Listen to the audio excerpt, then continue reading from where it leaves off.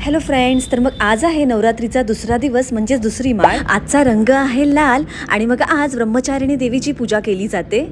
आणि मग जसं की आपल्या सर्वांनाच माहित आहे, लाल रंग हा प्रेम, ऊर्जा, धाडस आणि भक्तीचं प्रतीक मानलं जातं. मग देवीचं दर्शन घेऊन आल्यानंतर मलाही आज जेवणामध्ये असं लाल भडक काहीतरी मेनू करायचा होता. मस्तपैकी लाल भडक असे टोमॅटो माझ्याकडे होते. मग मी विचार केला आज टोमॅटो रस्सम बनवूया. खरं तर टोमॅटो रस्सम ही आहे साऊथची डिश, पण ती मोस्टली आपल्या सर्वांनाच आवडेल. आणि यासाठी कुठे जास्त काही आपल्याला आणावं लागते. आपल्या जे किचनमध्ये अवेलेबल आहे त्यातूनच खरं तर हा पदार्थ खूप चांगला बनतो. म्हणजे मला तरी ना पर्सनली टोमॅटो सार असो किंवा रस्सम असो खूप खूप आवडतं. खरं तर आमच्यासारख्या पीजीमध्ये राहणाऱ्या मुलींसाठी हा अगदी साधा, सोपा आणि झटपट होणारा असा पदार्थ आहे. आणि मेन ना कितीही वेळा खाल्लं तरी याने कधीच आपण बोर होणार नाही. मग आता एवढं गरम गरम आणि स्पायसी खाल्ल्यानंतर काहीतरी चिल्ड आणि रिफ्रेशिंग पण व्हायला हवं. एका रूममेटकडे रूअफजा होतं. मग मी मस्तपैकी रूअफजामध्ये chilled water, sprite, chaat masala आणि थोडंसं निंबू ऍड करून रूअफजा शरबत बनवलं, जे की खरंच खूप खूप रिफ्रेशिंग आणि अमेझिंग होतं. त्यानंतर मग डोक्यात विचार आला की आता जेवणामध्ये नक्की काय बनवायचं. मग माझ्याकडे ना शिमला मिरची, त्याच्यानंतर मग टोमॅटो आणि बटाटा हे अवेलेबल होतं. मग विचार केला की नॉर्मल अशी भाजी बनवण्यापेक्षा आज पावभाजीचाच बेत करूया. खरं तर आता पावभाजी बनवण्यासाठी फ्लावर, वाटाणा आणि लाल रंग येण्यासाठी बीट हे काही माझ्याकडे नव्हतं. मग काय फक्त या 3 भाज्यांपासूनच मी पावभाजी बनवायचं ठरवलं. आणि ट्रस्ट मी गाईज, फ्लावर, वाटाणा आणि बीटरूट हे जरी सर्व अवेलेबल नसलं ना